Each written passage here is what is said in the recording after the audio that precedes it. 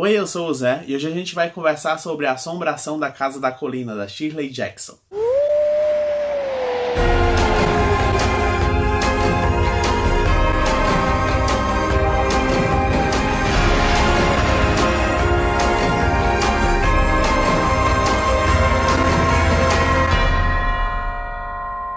A Assombração da Casa da Colina foi publicado pela primeira vez em 1959, e esse livro ele é sempre referenciado no gênero do horror, não só porque ele serve como modelo de base para todas as outras obras de casas mal-assombradas que foram escritas depois dele, mas também porque a prosa dele é excelente, ele tem uma certa psicologia um tanto sutil, e sim um tipo de leitura que faz com que você tenha que ser um tanto perspicaz para entender certas coisas. O primeiro capítulo começa com o Dr. Montague. Ele é um cientista e ele tem uma linha de pesquisa que é a pesquisa de fenômenos sobrenaturais. Ele quer provar que existem casas mal assombradas, até que ele encontra a Casa da Colina. Essa Casa da Colina ela foi construída por um milionário um tanto excêntrico que construiu essa casa de uma maneira bem diferente. A estrutura da casa ela meio que te deixa nauseado, como se você estivesse dentro de um navio em alto mar. Enfim, a casa é muito estranha. E essa casa possui mais de 80 anos. Os donos originais da casa morreram com mortes bem estranhas também, bem peculiares. Não vou contar aqui pra vocês como foram, mas foram umas coisas muito estranhas. E atualmente essa casa tem uma dona, mas essa dona não mora lá. Ela é uma casa isolada, ela fica na base de uma colina. E todas as pessoas da cidade têm muito medo dessa casa e preferem nem mencioná-la. Então, depois de muita insistência com a atual dona da casa, ela resolve alugar essa casa para o Dr. Montague. Então ele vai passar lá um período de 3 meses e ele, em pesquisas preliminares, ele buscou algumas pessoas que já passaram por fenômenos sobrenaturais.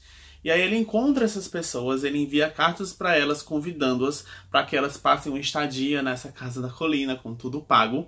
Mas a ideia não dá muito certo, porque apenas 2 pessoas resolvem aceitar esse convite dele, que são 2 mulheres, a Eleanor e a Theodora. Mas além disso, uma 4ª pessoa também vai participar desse estudo, que é o sobrinho da dona da casa, o Luke, que a pedido dela, ele como futuro proprietário, ele tem que estar ali naquela casa durante esses 3 meses. Outra coisa que eu achei legal nesse livro foi principalmente o primeiro capítulo. Ele é bem diferente do restante, ele é como se fosse um capítulo mais clínico, como se quem tivesse escrito ele fosse o próprio Dr. Montague. Então ele vai falar da casa e do estudo dele de uma forma bem clínica, bem científica. Ele vai narrar esses personagens de um ponto de vista bem seco, e só então, a partir do 2º capítulo, é que a gente vai conhecer esses personagens mais psicologicamente. Mas antes da gente começar a falar sobre esses personagens, vamos falar sobre o personagem principal da história, que é a própria Casa da Colina. Ela muitas vezes é referenciada pelos personagens como a Casa da Colina, como se esse fosse o nome da casa realmente. Ela não é só dita como a casa, né? Ela é a Casa da Colina. E como eu já falei pra vocês, ela foi construída de uma forma muito estranha. Então os ângulos da casa são muito estranhos. Ela tem aquele ar sombrio. Ela não é uma casa que você chega e acha ela uma casa bonita. Quando as pessoas chegam na casa e olham pra ela, elas já ficam com aquele ar de ai meu Deus, isso vai dar uma merda. Essa casa não tá boa. E eu acho muito estranho que eles têm essa sensação, eles têm esse medo da casa, mas eles insistem em ficar lá. E apesar de ser uma casa abandonada, ela possui 2 empregados que são pagos pela tia do Luke para serem uma espécie de caseiros. É um casal, então tem um homem que cuida do portão e talvez do jardim, e tem uma senhora que ela é muito engraçada. Não sei se na época ela foi feita para ser engraçada, mas ela é aquela empregada bem séria, que sempre está lá para servir o almoço, e o almoço vai ser colocado naquela hora, mas depois de 1 hora ela vai tirar o almoço, e ela vai para casa, e ela sempre repete as mesmas frases, e ela é muito robótica. Então ela lembra muito aqueles personagens que são mordomos no Chapolin, que parecem aqueles mortos-vivos, aqueles zumbis.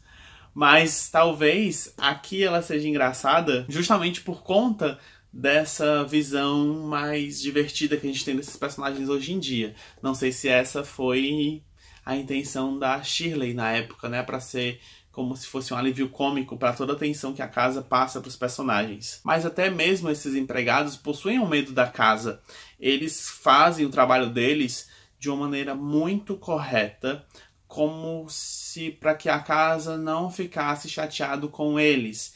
E mesmo fazendo o trabalho, assim que o sol começa a se pôr, eles vão sair dali e vão voltar para casa deles, porque eles não permanecem na casa ao escurecer. E como a gente está falando de um livro que foi modelo para outras histórias de casas mal assombradas, vai parecer que a gente está vendo uma história bem comum pra gente. A gente tem aquele cientista que é o líder da equipe, que vai levar tudo para um lado racional. A gente vai ter Eleanor, que é a nossa personagem principal, que é uma mulher de 32 anos que é tímida e introvertida. A Theodora, que é uma boêmia extravagante, que é como se fosse o oposto da tímida, mas que elas vão ficar muito amigas. E o Luke, que é aquele milionário bom vivão, que não tá muito interessado com os problemas da vida, ele só quer curtir e beber. E eu comentei que a Eleanor é a personagem principal porque ela é a pessoa que a gente mais entra na cabeça dentro do livro. Ela passou toda a juventude dela praticamente cuidando da mãe, que estava acamada, e essa mãe faleceu. Então eu acho que ela foi morar com a irmã e o cunhado e ela não tem uma boa convivência com esses familiares. Então quando ela recebe o convite para passar uma temporada na Casa da Colina, é como se fosse uma libertação para ela. E quando ela chega na casa, ela possui esse medo, mas algo a encanta na casa. É como ela sempre tem a sensação que a casa estava chamando-a e que o lugar dela é ali. E ela foi escolhida para participar desse estudo porque na infância dela ocorreu um evento sobrenatural que durante vários dias uma chuva de pedras caiu em cima da casa dela e ninguém conseguiu explicar isso.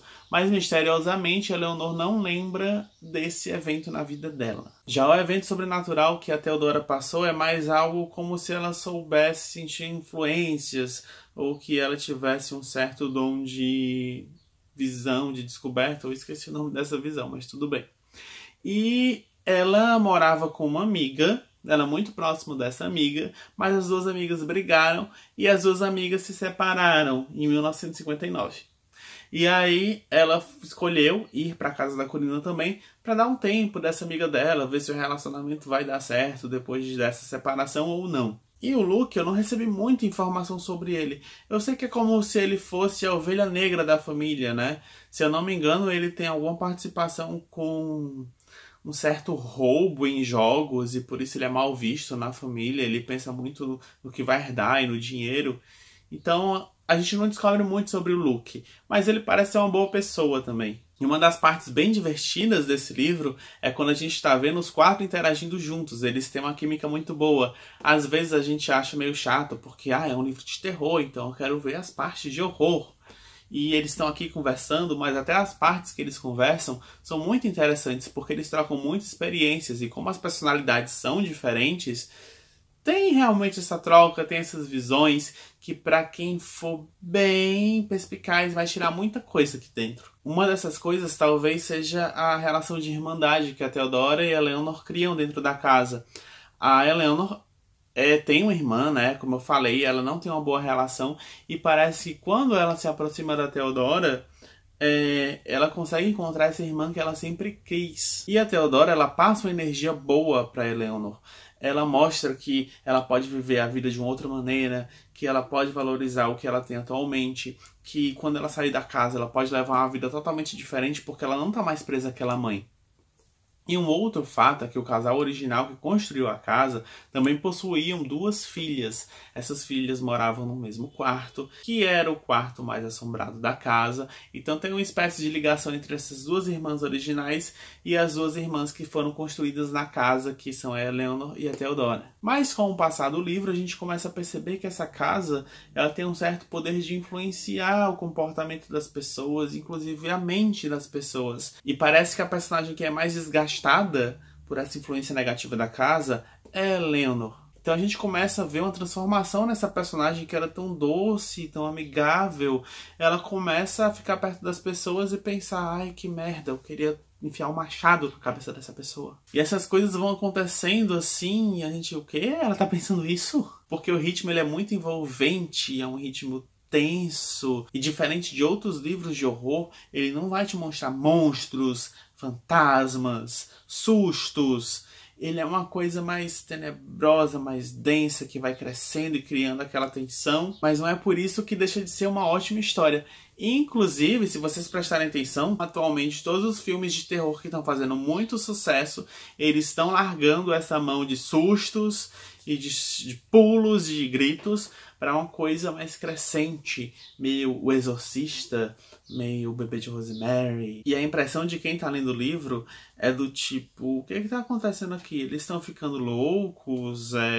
Acho que esse isolamento que eles estão tendo estão fazendo com que eles comecem a ter raiva um do outro, porque eles se davam tão bem. O que é isso, gente?